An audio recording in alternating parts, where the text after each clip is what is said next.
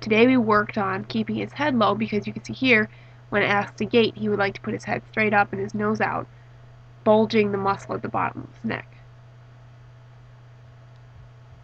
There it is in slow motion. You can see he's very pacey.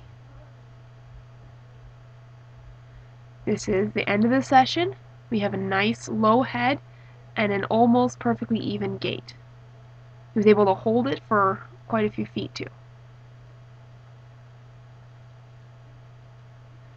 One of the first things I have people do, if you have a horse that's rideable, is teach them to give their nose, just like Wyatt did.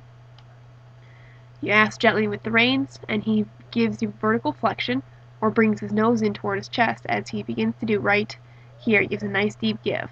Good. When he does give, release the reins. Here we're working on the same thing. Good. Give, and then a release. Now, one of the things we also do to help him keep his head down is we use ground poles. These ground poles are a little far apart, but you can see that going over ground poles helps them to lower their head and lift the front of their body, lift their neck and their shoulders up. You want to do this at a walk and encourage them to stretch down. If they do stretch, just give them the rein and let them go as low as they need to, so they can keep an eye on where their feet are. Lifting the base of the neck is very important.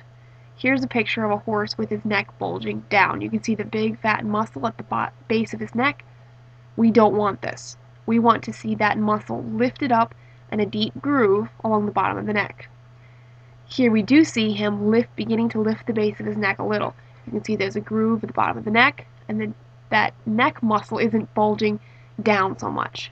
There's also, the neck is curved upward and not pushing down.